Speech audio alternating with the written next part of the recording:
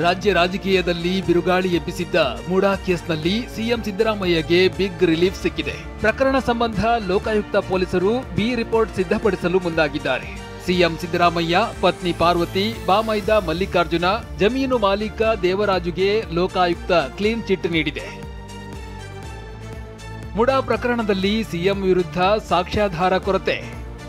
ಪ್ರಕರಣ ಸಂಬಂಧ ದೂರುದಾರ ಸ್ನೇಹಮಯಿ ಕೃಷ್ಣಗೆ ನೋಟಿಸ್ ನೀಡಿರುವ ಲೋಕಾಯುಕ್ತ ಸಂಸ್ಥೆ 4 ಆರೋಪಿಗಳ ವಿರುದ್ಧ ಆರೋಪ ಸಾಬೀತು ಆಗಿಲ್ಲ ಅಂತ ಉಲ್ಲೇಖಿಸಿದೆ.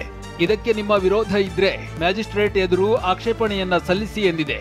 ಇತ್ತ ಲೋಕಾಯುಕ್ತದ ಮೇಲಿನ ನನ್ನ ಅನುಮಾನ ನಿಜವಾಗಿದೆ ಎಂದಿರುವ ದೂರುದಾರ ಸ್ನೇಹಮಯಿ ಕೃಷ್ಣ, ಸಿಎಂಗೆ ಶಿಕ್ಷೆ ಕೊಡಿಸಲಿಲ್ಲ ಅಂದ್ರೆ ನಾನು ಸ್ನೇಹಮಯಿ ಅಲ್ಲ ಅಂತ ಸವಾಲ್ ಹಾಕಿದ್ದಾರೆ.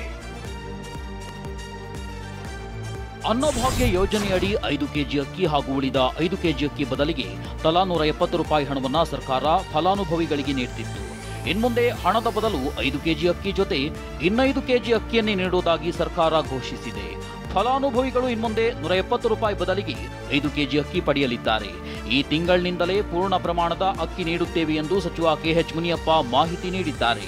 ಇನ್ನು ಜನವರಿ ತಿಂಗಳವರೆಗೆ ಬಿಪಿಎಲ್ ಕಾರ್ಡ್ದಾರರಿಗೆ ನಾವು ಘೋಷಿಸಿದಂತೆ ಟಿಪಿಟಿ ಮೂಲಕ ಹಣ ನೀಡುತ್ತೇವೆ ಎಂದಿದ್ದಾರೆ. ನಾವು ನುಡಿದಂತೆ ನಡೀಬೇಕು ಅಂತೇಳಿ ಡಿಬಿಟಿ ಮುಖಾಂತರ ಹಣವನ್ನು ಕೊಡ್ತಾ ಬಂದಿದ್ದೀವಿ.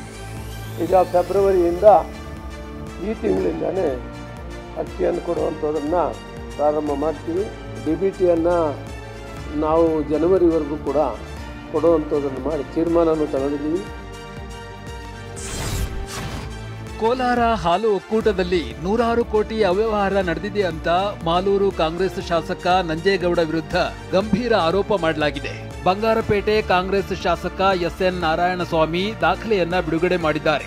5 ವರ್ಷಗಳಲ್ಲಿ ಕೇವಲ ಡೀಸೆಲ್ಗಾಗಿ 239 ಕೋಟಿ ರೂಪಾಯಿ ಹಣವನ್ನ ಖರ್ಚು ಮಾಡಿದ್ದಾರೆ. ಒಕ್ಕೂಟದ ಅಧ್ಯಕ್ಷರು, ನಿರ್ದೇಶಕರು ಹಾಲು ಸಾಗಾಟದ ಹೆಸರಿನಲ್ಲಿ ಈ ಅವ್ಯವಹಾರವನ್ನ ನಡೆಸಲಾಗಿದೆ ಎಂದಿದ್ದಾರೆ. ಒಕ್ಕೂಟದ ಅಧ್ಯಕ್ಷರ ವಾಹನದ ಡೀಸೆಲ್ಗೆ 20 ಲಕ್ಷ, ವ್ಯವಸ್ಥಾಪಕರ ವಾಹನದ ಡೀಸೆಲ್ಗೆ 8 ಲಕ್ಷ, ಒಕ್ಕೂಟದ ಅಧಿಕಾರಿಗಳ ಗುತ್ತಿಗೆ ವಾಹನದ ಡೀಸೆಲ್ಗೆ 5 ಕೋಟಿ, ಟ್ಯಾಂಕರ್ ಹಾಲು ಸರಬರಾಜಿಗೆ 13 ಕೋಟಿ, ಗುಡ್ ಲೈಫ್ ಹಾಲು ಸಾಗಣೆಗೆ 79 ಕೋಟಿ 58 ಲಕ್ಷದ 72,865 ರೂಪಾಯಿ, ಪಶು ವೈದ್ಯರ ವಾಹನದ ಡೀಸೆಲ್ಗೆ 7 ಕೋಟಿ, ಮುಖ್ಯ ಡೇರಿಯಿಂದ ಹಾಲಿನ ಉತ್ಪನ್ನ ಸಾಗಣೆಗೆ 73 ಕೋಟಿ, ಬಿಎಂಸಿ ಕೇಂದ್ರಗಳಿಂದ ಕಚ್ಚಾ ಹಾಲು ಸಾಗಣೆಗೆ 60 ಕೋಟಿ, ರೈತರ ಪ್ರವಾಸದ ಹೆಸರಿನಲ್ಲಿ 4 ಕೋಟಿ 93 ಲಕ್ಷ ರೂಪಾಯಿಯನ್ನ ಖರ್ಚು ಮಾಡಲಾಗಿದೆ ಅಂತ ಆರೋಪಿಸಲಾಗಿದೆ. ಬಡ್ಡಿ ಕಿರುಕುಳಕ್ಕೆ ಮತ್ತೋರ್ವ ವ್ಯಕ್ತಿ ಬಲಿಯಾಗಿದ್ದಾರೆ. ಧಾರವಾಡ ಜಿಲ್ಲೆ ಕುಂದಗೋಳ ತಾಲೂಕಿನ ಯಲಿವಾಳ ಗ್ರಾಮದ ನಿವಾಸಿ ಶಿವಾನಂದ ಕಳ್ಳಿಮನಿ ಡೆತ್ ನೋಟ್ ಬರೆದಿಟ್ಟು ಕೆರೆಗೆ ಹಾರಿ ಆತ್ಮಹತ್ಯೆ ಮಾಡಿಕೊಂಡಿದ್ದಾರೆ. ಶಿವಾನಂದ ಕಳ್ಳಿಮನಿ ಕಾರ್ತಿಕ್ ಬಳ್ಳಾರಿ ಎಂಬುವರ ಬಳಿ 4 ಲಕ್ಷ ಸಾಲ ಪಡೆದಿದ್ರು. ಸಾಲ ತೀರಿಸಿದ್ರು, ಕಿರುಕುಳ ನೀಡುತ್ತಿದ್ರು ಎಂದು ಆರೋಪಿಸಿ ಶಿವಾನಂದ ಆತ್ಮಹತ್ಯೆಗೆ ಶರಣಾಗಿದ್ದಾರೆ. 4 ಲಕ್ಷ ರೂಪಾಯಿ ಬಡ್ಡಿಯಿಂದ ಏನೋ ಇಸ್ಕೊಂಡಿದ್ರು ಕಾರ್ತಿಕ್ ಬಳ್ಳಾರಿ ಹತ್ರ. ಅವರು 4 ಲಕ್ಷ ತುಂಬಿದ್ನೂ ಮತ್ತು ಇನ್ನೂ 4 ಲಕ್ಷ ತುಂಬು 10 ರೂಪಾಯಿ ಬಡ್ಡಿ ಹಿಡಿದು ತುಂಬಿದ್ನಂತ್ರಿ ಇವ ಫಸ್ಟ್. ಆಮೇಲೆ 11 ರೂಪಾಯಿ ಬಡ್ಡಿ ಹಿಡಿದು ಇನ್ನೂ ಕೊಡು ಅಂತ ನಾವು ಟಾರ್ಚರ್ ಕೊಟ್ಟಿದ್ರಂತೆ. ಶಿವಾನಂದ ಮೃತದೇಹವನ್ನ ಕಿಮ್ಸ್ ಶವಾಗಾರಕ್ಕೆ ರವಾನೆ ಮಾಡಲಾಗಿತ್ತು. ಶವಾಗಾರಕ್ಕೆ ಭೇಟಿ ನೀಡಿದ್ದ ಹುದಾ ಪೊಲೀಸ್ ಕಮಿಷನರ್ ಎನ್ ಶಶಿಕುಮಾರ್ ಕಾಲಿಗೆ ಬಿದ್ದ ಮೃತ ಶಿವಾನಂದ ಚಿಕ್ಕಮ್ಮ ಸರಸ್ವತಿ ನನ್ನ ಮಗನ ಸಾವಿಗೆ ನ್ಯಾಯ ಕೊಡಿಸಿ ಎಂದು ಗೋಳಾಡಿದ್ರು. ಇನ್ನು ಆರೋಪಿಯನ್ನ ವಶಕ್ಕೆ ಪಡೆದು ಅಗತ್ಯ ಕ್ರಮ ಕೈಗೊಳ್ಳುತ್ತೇವೆ ಎಂದು ಕಮಿಷನರ್ ಎನ್ ಶಶಿಕುಮಾರ್ ಹೇಳಿದ್ದಾರೆ. ಹಿಂಸೆ ಕೊಟ್ಟ ಅತ್ತೆಯನ್ನ ಸಾಯಿಸಲು ಸೊಸೆ ವೈದ್ಯರ ಬಳಿ ಮಾತ್ರೆ ಬರೆದುಕೊಡಿ ಅಂತ ಕೇಳಿರುವ ಶಾಕಿಂಗ್ ಸ್ಟೋರಿ ಬೆಳಕಿಗೆ ಬಂದಿದೆ. ಇನ್ಸ್ಟಾಗ್ರಾಂ ಮೂಲಕ ಡಾಕ್ಟರ್ ಸುನಿಲ್ ಕುಮಾರ್ ಎಂಬುವರ ನಂಬರ್ ಅನ್ನ ಪಡೆದಿದ್ದ ಮಹಿಳೆ ನನ್ನ ಅತ್ತೆಯನ್ನ ಸಾಯಿಸಲು ಮಾತ್ರೆಯನ್ನ ಬರೆದುಕೊಡಿ ಅಂತ ಕೇಳಿದ್ದಾಳೆ. ನಮ್ಮ ಅತ್ತೆಗೆ ವಯಸ್ಸಾಗಿದೆ, ತುಂಬಾ ಹಿಂಸೆ ಕೊಡ್ತಾರೆ, ಹೇಗೆ ಸಾಯಿಸೋದು ಅಂತ ಏನಾದ್ರೂ ಹೇಳ್ತೀರಾ? ಟ್ಯಾಬ್ಲೆಟ್ 1-2 ತಗೊಂಡ್ರೆ ಸಾಯ್ತಾರಲ್ಲ, ಅದು ಹೇಳಿ ಅಂತ ಕೇಳಿದ್ದಾಳೆ. ಇದರಿಂದ ಶಾಕ್ ಆದ ವೈದ್ಯ ಸುನಿಲ್ ಕುಮಾರ್ ಸಂಜಯನಗರ ಪೊಲೀಸರಿಗೆ ಮಹಿಳೆಯ ಬಗ್ಗೆ ಮಾಹಿತಿ ನೀಡಿದ್ದಾರೆ. ಮಹಾಕುಂಭ ನಡೀತಿರೋ ಗಂಗಾ ನದಿ ನೀರಿನಲ್ಲಿ ಮಲ ಬ್ಯಾಕ್ಟೀರಿಯಾ ಇದೆಯನ್ನೋ ವರದಿ ಬೆನ್ನಲ್ಲೇ ರಾಷ್ಟ್ರೀಯ ಹಸಿರು ನ್ಯಾಯಾಧಿಕರಣ ಪೀಠ ಉತ್ತರ ಪ್ರದೇಶದ ಮಾಲಿನ್ಯ ನಿಯಂತ್ರಣ ಮಂಡಳಿಗೆ ಛೀಮಾರಿ ಹಾಕಿದೆ. ನೀವು 50 ಕೋಟಿ ಜನ ಕಲುಷಿತ ಕೊಳಚೆ ನೀರಿನಲ್ಲಿ ಸ್ನಾನ ಮಾಡುವಂತೆ ಮಾಡಿದ್ದೀರಿ. ಆ ನೀರು ಸ್ನಾನಕ್ಕೆ ಯೋಗ್ಯ, ಅಂತಹ ನೀರನ್ನ ಜನ ಕುಡಿಯುವಂತಾಗಿದೆ ಅಂತ ಎನ್ಜಿಟಿ ಕಿಡಿಕಾರಿದೆ. आज के समय में बड़ी शॉकिंग रिपोर्ट आई है सीपीसीबी की, सेंट्रल पॉल्यूशन कंट्रोल बोर्ड की, जिसमें उसने बहुत क्लियरली लिखा है कि कहीं भी पानी नहाने लायक है ही नहीं. ತ್ರಿವೇಣಿ ಸಂಗಮದ ನೀರಿನಲ್ಲಿ ಮಲ ಬ್ಯಾಕ್ಟೀರಿಯಾ ಇದೆ ಅನ್ನೋ ವರದಿಯನ್ನ ಯುಪಿ ಸಿಎಂ ಯೋಗಿ ಆದಿತ್ಯನಾಥ್ ತಳ್ಳಿ ಹಾಕಿದ್ದಾರೆ. ಮಹಾಕುಂಭಕ್ಕೆ ಕಳಂಕ ತರಲು ಈ ರೀತಿ ದುಷ್ಟಾಚಾರ ಮಾಡಲಾಗ್ತಿದೆ ಎಂದಿರೋ ಯೋಗಿ ಸಂಗಮದ ನೀರು ಕುಡಿಯಲು ಯೋಗ್ಯವಾಗಿದೆ ಎಂದಿದ್ದಾರೆ. प्रचार कर रहे हैं केवल कुंभ महाकुंभ को बदनाम करने की साजिश का हिस्सा है. ಕಳಪೆ ನಿರ್ವಹಣೆಯಿಂದ ಮಹಾಕುಂಭ ಮೃತ್ಯುಕುಂಭವಾಗಿದೆ ಎನ್ನುವ ಬಂಗಾಳ ಸಿಎಂ ಮಮತಾ ಬ್ಯಾನರ್ಜಿ ಹೇಳಿಕೆಗೆ ಜಗದ್ಗುರು ಶಂಕರಾಚಾರ್ಯರು ಬೆಂಬಲವನ್ನ ಸೂಚಿಸಿದ್ದಾರೆ. ಮಹಾಕುಂಭದ ಅವ್ಯವಸ್ಥೆ ವಿರುದ್ಧ ಶ್ರೀಗಳು ಕಿಡಿಕಾರಿದ್ದಾರೆ. 300 ಕಿಲೋಮೀಟರ್ ಟ್ರಾಫಿಕ್ ಜಾಮ್ ಆಗಿದೆ. ಸಾಮಾನ್ಯ ಜನ ತಮ್ಮ ವಸ್ತುಗಳೊಂದಿಗೆ 25 ರಿಂದ 30 ಕಿಲೋಮೀಟರ್ ನಡೆಯುವಂತಾಗಿದೆ. ಕೊಳಚೆ ನೀರು ಸ್ನಾನಕ್ಕೆ ಬರ್ತಾ ಇದೆ. ಸಂಗಮದ ನೀರು ಸ್ನಾನಕ್ಕೆ ಯೋಗ್ಯವಲ್ಲ ಅಂತ ಹೇಳಿದ್ದಾರೆ. ಇದೆಲ್ಲವೂ ಕಳಪೆ ನಿರ್ವಹಣೆ ಅಲ್ಲದೆ ಮತ್ತೇನು ಅಂತ ಶಂಕರಾಚಾರ್ಯ ಸ್ವಾಮಿ ಹೇಳಿದ್ದಾರೆ. ಇದೇ ವೇಳೆ 144 ವರ್ಷಗಳ ಬಳಿಕ ಮಹಾಕುಂಭ ನಡೀತಾ ಇದೆ ಅನ್ನೋದೇ ಒಂದು ಸುಳ್ಳು ಎಂದಿರುವ ಶ್ರೀಗಳು ಮಹಾಕುಂಭದಲ್ಲಿ ಜನ ಸತ್ರು ಅದನ್ನ ಮುಚ್ಚಿಡುವ ಘೋರ ಅಪರಾಧ ಮಾಡಲಾಗ್ತಿದೆ ಅಂತ ಕಿಡಿಕಾರಿದ್ದಾರೆ.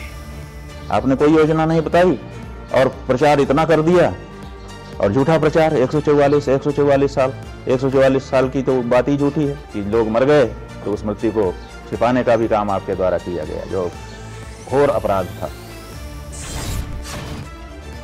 ಮಹಾಕುಂಭಮೇಳದಲ್ಲಿ ಮಹಿಳೆಯರು ಸ್ನಾನ ಮಾಡುತ್ತಿರುವ ಫೋಟೋ ವಿಡಿಯೋಗಳನ್ನ ಸಾಮಾಜಿಕ ಜಾಲತಾಣಗಳಲ್ಲಿ ಮಾರಾಟ ಮಾಡ್ತಿರೋ ಆಘಾತಕಾರಿ ವಿಚಾರ ಬಯಲಾಗಿದೆ. ತ್ರಿವೇಣಿ ಸಂಗಮದಲ್ಲಿ ಮಹಿಳೆಯರು ಸ್ನಾನ ಮಾಡ್ತಿರೋದನ್ನ, ಬಟ್ಟೆ ಬದಲಿಸ್ತಿರೋದನ್ನ ರಹಸ್ಯವಾಗಿ ವಿಡಿಯೋ ಮಾಡಲಾಗ್ತಿದೆ. ಈ ಫೋಟೋ ವಿಡಿಯೋಗಳನ್ನ ಫೇಸ್ಬುಕ್, ಯೂಟ್ಯೂಬ್ ಮತ್ತು ಇನ್ಸ್ಟಾಗ್ರಾಂನಲ್ಲಿ ಅಶ್ಲೀಲ ಚಿತ್ರಗಳ ಪೇಜ್ಗಳು ಶೇರ್ ಮಾಡ್ತಿವೆ. ಇನ್ನು ಇಂತಹ ದೃಶ್ಯಗಳು ಬೇಕು ಅಂದ್ರೆ ಹಣ ಕಟ್ಟಿ ಸಬ್ಸ್ಕ್ರೈಬ್ ಆಗಿ ಅಂತ ಲಿಂಕ್ಗಳನ್ನ ಶೇರ್ ಮಾಡಲಾಗ್ತಿದೆ. ಈ ಟೆಲಿಗ್ರಾಮ್ ಗ್ರೂಪ್ಗಳಿಗೆ ಸೇರಲು 2,000 ರಿಂದ 3,000 ರೂಪಾಯಿ ತನಕ ಹಣ ಖರ್ಚು ಮಾಡಲಾಗ್ತಿದೆ. ಹಿಂದಿ ಹೇರಿಕೆ ಖಂಡಿಸಿ ತಮಿಳುನಾಡಿನ ತಿರುವಳ್ಳೂರ್ ಜಿಲ್ಲೆಯಲ್ಲಿ ಜನ ಕೇಂದ್ರ ಸರ್ಕಾರದ ವಿರುದ್ಧ ರಂಗೋಲಿ ಪ್ರತಿಭಟನೆ ನಡೆಸಿದ್ದಾರೆ. ವಿಲ್ಲಿವಾಕಂ ಪಂಚಾಯಿತಿಯ ಜನ ತಮ್ಮ ಮನೆಗಳ ಮುಂದೆ ತಮಿಳು ಭಾಷೆಗೆ ಸ್ವಾಗತ, ಹಿಂದಿ ಹೇರಿಕೆ ನಿಲ್ಲಿಸಿ ಅಂತ ರಂಗೋಲಿ ಬಿಡಿಸಿದ್ದಾರೆ. ಇತ್ತ ತಮಿಳುನಾಡು ಡಿಸಿಎಂ ಉದಯನಿಧಿ ಸ್ಟಾಲಿನ್ ಕೇಂದ್ರದ ತ್ರಿಭಾಷಾ ನೀತಿ ವಿರುದ್ಧ ಗುಡುಗಿದ್ದಾರೆ. ಹಿಂದಿಯನ್ನು ಒಪ್ಪಿಕೊಂಡ ರಾಜ್ಯಗಳಲ್ಲಿ ಮಾತೃಭಾಷೆ ನಾಶವಾಗಿದೆ, ಹೀಗಾಗಿ ಭಾಷೆ ಯುದ್ಧಕ್ಕೆ ತಮಿಳುನಾಡು ಸಿದ್ಧ ಎಂದಿದ್ದಾರೆ. ಇನ್ನು ಕೇಂದ್ರ ಶಿಕ್ಷಣ ಸಚಿವ ಧರ್ಮೇಂದ್ರ ಪ್ರಧಾನ್ ಇತ್ತೀಚೆಗೆ ರಾಷ್ಟ್ರೀಯ ಶಿಕ್ಷಣ ನೀತಿ ಜಾರಿಗೆ ತರದ ರಾಜ್ಯಗಳಿಗೆ ಅನುದಾನ ಬಿಡುಗಡೆ ಮಾಡುವುದಿಲ್ಲ ಎಂದಿದ್ರು. ಇದಕ್ಕೆ ತಿರುಗೇಟು ನೀಡಿರೋ ಉದಯನಿಧಿ, ನಾವು ನಿಮ್ಮ ಅಪ್ಪನ ಹಣ ಕೇಳುತ್ತಿಲ್ಲ, ತಮಿಳುನಾಡು ವಿದ್ಯಾರ್ಥಿಗಳ ಪೋಷಕರು ಕಟ್ಟಿರುವ ತೆರಿಗೆ ಹಣದ ಪಾಲನ್ನ ಕೇಳುತ್ತಿದ್ದೇವೆ ಎಂದಿದ್ದಾರೆ. ಧರ್ಮೇಂದ್ರ ಪ್ರಧಾನ್ அவர்கள் மிரட்டி இருக்கிறார். நாங்க ஒன்னும் ஏற்கனவே சொன்னதுதான், அதை மீண்டும் சொல்றேன், நாங்க ஒன்னும் உங்க அப்பா ஊட்ட காசை கேட்கல. ದೆಹಲಿ ನೂತನ ಸಿಎಂ ಆಗಿ ಮೊದಲ ಬಾರಿ ಶಾಸಕಿಯಾಗಿರೋ ರೇಖಾ ಗುಪ್ತಾ ಆಯ್ಕೆಯಾಗಿದ್ದಾರೆ. ಬಿಜೆಪಿ ಶಾಸಕಾಂಗ ಪಕ್ಷದ ಸಭೆಯಲ್ಲಿ ರೇಖಾ ಗುಪ್ತಾ ಸಿಎಂ ಮತ್ತು ಕೇಜ್ರಿವಾಲ್ ವಿರುದ್ಧ ಗೆದ್ದ ಪರ್ವೇಶ್ ವರ್ಮಾ ಡಿಸಿಎಂ ಆಗಿ ಆಯ್ಕೆಯಾಗಿದ್ದಾರೆ. ಗುರುವಾರ ಮಧ್ಯಾಹ್ನ 12 ಗಂಟೆಗೆ ದೆಹಲಿಯ ರಾಮಲೀಲಾ ಮೈದಾನದಲ್ಲಿ ಪ್ರಮಾಣ ವಚನ ಕಾರ್ಯಕ್ರಮ ಅಂತ ಘೋಷಿಸಿದ್ರು. ಸಿಎಂ ಆಯ್ಕೆಗೆ ಬಿಜೆಪಿ ತೀವ್ರ ಕಸರತ್ತು ನಡೆಸಿತ್ತು. ಅಂತಿಮವಾಗಿ ದೆಹಲಿಯ ಶಾಲಿಮಾರ್ ಬಾಗ್ ಕ್ಷೇತ್ರದಿಂದ ಇದೇ ಮೊದಲ ಬಾರಿಗೆ ಶಾಸಕಿಯಾಗಿರೋ ರೇಖಾ ಗುಪ್ತಾಗೆ ಸಿಎಂ ಪಟ್ಟ ಒಲಿದಿದೆ. ಬನಿಯಾ ಸಮುದಾಯದ ರೇಖಾ ಬಾಲ್ಯದಿಂದಲೂ ಆರ್ಎಸ್ಎಸ್ನಲ್ಲಿ ಗುರುತಿಸಿಕೊಂಡಿದ್ದಾರೆ. ನಾಳೆ ರಾಮಲೀಲಾ ಮೈದಾನದಲ್ಲಿ ನಡೆಯಲಿರುವ ಪ್ರಮಾಣ ವಚನ ಕಾರ್ಯಕ್ರಮಕ್ಕೆ ಡೆಲಿವರಿ ಬಾಯ್ಸ್, ಕ್ಯಾಬ್, ಆಟೋ ಚಾಲಕರು, ರೈತರು, ಮಹಿಳೆಯರು ಮತ್ತು ಸ್ಲಂ ನಿವಾಸಿಗಳನ್ನ ಬಿಜೆಪಿ ಆಹ್ವಾನಿಸಿದೆ. ಭಾರತದಲ್ಲಿ ಮತದಾನ ಪ್ರಮಾಣವನ್ನು ಹೆಚ್ಚಿಸಲು ಅಮೆರಿಕ ಸರ್ಕಾರದ USAID ಸಂಸ್ಥೆ ನೀಡ್ತಾ ಇದ್ದ $21 ಮಿಲಿಯನ್ ಅನುದಾನ ಕಡಿತವನ್ನ ಟ್ರಂಪ್ ಸಮರ್ಥಿಸಿಕೊಂಡಿದ್ದಾರೆ. ನಾವು ಯಾಕೆ $21 ಮಿಲಿಯನ್ ನೀಡಬೇಕು ಅಂತ ಟ್ರಂಪ್ ಪ್ರಶ್ನಿಸಿದ್ದಾರೆ. Well, why are we giving $21 million to India? They got a lot of money. They're one of the highest taxing countries in the world. ಮತದಾನ ಪ್ರಮಾಣವನ್ನು ಹೆಚ್ಚಿಸಲು USAID ಸಂಸ್ಥೆಯಿಂದ ಹಣ ಪಡೆದ ವಿಚಾರ ಕಾಂಗ್ರೆಸ್ ಮತ್ತು ಬಿಜೆಪಿ ನಡುವೆ ವಾಗ್ಯುದ್ಧಕ್ಕೆ ಕಾರಣವಾಗಿದೆ. UPA ಅವಧಿಯಲ್ಲಿ ಹಣ ಪಡೆಯಲಾಗಿದೆ ಅಂತ ಬಿಜೆಪಿ ಆರೋಪಿಸಿದೆ. ಇದಕ್ಕೆ ತಿರುಗೇಟು ನೀಡಿರುವ ಕಾಂಗ್ರೆಸ್, ಬಿಜೆಪಿ ಮಾಜಿ ಸಂಸದೆ ಸ್ಮೃತಿ ಇರಾನಿ USAID ಸಂಸ್ಥೆಯ ರಾಯಭಾರಿಯಾಗಿದ್ದನ್ನ ನೆನಪಿಸಿದೆ. ಬಿಜೆಪಿಯವರು ಜಾರ್ಜ್ ಸೋರಸ್ ಅವರ ನಿಜವಾದ ಏಜೆಂಟಾ ಅಂತ ಸಚಿವ ಪ್ರಿಯಾಂಕ್ ಖರ್ಗೆ ಪ್ರಶ್ನಿಸಿದ್ದಾರೆ. ಆಂಧ್ರ ಮತ್ತು ತೆಲಂಗಾಣ ಸರ್ಕಾರಗಳು ರಂಜಾನ್ ವೇಳೆ ಸರ್ಕಾರಿ ಶಾಲಾ ಕಚೇರಿಯ ಮುಸ್ಲಿಂ ಸಿಬ್ಬಂದಿ 1 ಗಂಟೆ ಬೇಗ ಮನೆಗೆ ಹೋಗಲು ಅವಕಾಶ ನೀಡಿದೆ. ತೆಲಂಗಾಣದಲ್ಲಿ ಮೊದಲ ಅವಕಾಶ ನೀಡಿದಾಗ ಬಿಜೆಪಿ ಇದು ಕಾಂಗ್ರೆಸ್ನ ಮುಸ್ಲಿಂ ತುಷ್ಟೀಕರಣ ಎಂದಿತ್ತು. ಇದೀಗ ಆಂಧ್ರದ ಟಿಡಿಪಿ, ಜನಸೇನಾ, ಬಿಜೆಪಿ ಮೈತ್ರಿ ಸರ್ಕಾರ ಕೂಡ ಇಂತಹದ್ದೇ ಆದೇಶ ಹೊರಡಿಸಿದೆ. 7 ತಿಂಗಳ ಕಂದಮ್ಮನ ಮೇಲೆ ಅತ್ಯಾಚಾರ ಎಸಗಿದ ರಾಕ್ಷಸನಿಗೆ ಮರಣ ದಂಡನೆ ನೀಡಿ ಕೋಲ್ಕತ್ತಾ ವಿಶೇಷ ಕೋರ್ಟ್ ಐತಿಹಾಸಿಕ ತೀರ್ಪು ನೀಡಿದೆ. ಪಾಕಿಸ್ತಾನದ ಬಲೂಚಿಸ್ತಾನದಲ್ಲಿ ಬಂದೂಕುದಾರಿಗಳ ಗುಂಪು ಬಸ್ನಲ್ಲಿದ್ದ 7 ಪ್ರಯಾಣಿಕರನ್ನ ಸಾಲಾಗಿ ನಿಲ್ಲಿಸಿ ಗುಂಡೇಟಿನಿಂದ ಹತ್ಯೆಗೈದಿದೆ. ಉದ್ಯಮಿ ಗೌತಮ್ ಅದಾನಿ ವಿರುದ್ಧ ಲಂಚ ಆಮಿಷ ಆರೋಪ ಪ್ರಕರಣದ ತನಿಖೆಗೆ ಅಮೆರಿಕ ಭಾರತ ಸರ್ಕಾರದ ನೆರವು ಕೇಳಿದೆ. ಯುಎಸ್ ಸೆಕ್ಯುರಿಟಿ ಮತ್ತು ಎಕ್ಸ್ಚೇಂಜ್ ಸಂಸ್ಥೆ ಭಾರತದ ಕಾನೂನು ಮತ್ತು ನ್ಯಾಯ ಸಚಿವಾಲಯದ ಸಹಾಯ ಕೋರಿದೆ. ಛತ್ರಪತಿ ಶಿವಾಜಿ ಮಹಾರಾಜರ 395ನೇ ಜಯಂತಿಯ ಪ್ರಯುಕ್ತ ರಿಷಬ್ ಶೆಟ್ಟಿ ಛತ್ರಪತಿ ಶಿವಾಜಿ ಮಹಾರಾಜ್ ಪೋಸ್ಟರ್ ರಿಲೀಸ್ ಆಗಿದೆ. ದೇವಿಯ ಬೃಹತ್ ವಿಗ್ರಹದ ಮುಂದೆ ನಿಂತ ರಿಷಬ್ ಶೆಟ್ಟಿ ಶಿವಾಜಿ ಮಹಾರಾಜ್ ಲುಕ್ ಸಿನಿಪ್ರಿಯರ ಗಮನ ಸೆಳೆದಿದೆ. ಸಂದೀಪ್ ಸಿಂಗ್ ನಿರ್ದೇಶನ ಮಾಡುತ್ತಿರುವ ಈ ಚಿತ್ರದ ಚಿತ್ರೀಕರಣ ಕಾಂತಾರ 2 ಬಳಿಕ ಶುರುವಾಗಲಿದೆ. 2027ರ ಜನವರಿ 21ಕ್ಕೆ 7 ಭಾಷೆಗಳಲ್ಲಿ ಬಿಡುಗಡೆ ಆಗಲಿದೆ. ಐಸಿಸಿ ಏಕದಿನ ಕ್ರಿಕೆಟ್ ರ್ಯಾಂಕಿಂಗ್ನಲ್ಲಿ ಭಾರತದ ಶುಭ್ಮನ್ ಗಿಲ್ ನಂಬರ್ 1 ಸ್ಥಾನಕ್ಕೇರಿದ್ದಾರೆ. ಈ ಮೂಲಕ ಪಾಕಿಸ್ತಾನ ಕ್ರಿಕೆಟಿಗ ಬಾಬರ್ ಆಜಂಗೆ ಶುಭ್ಮನ್ ಸಡ್ಡು ಹೊಡೆದಿದ್ದಾರೆ.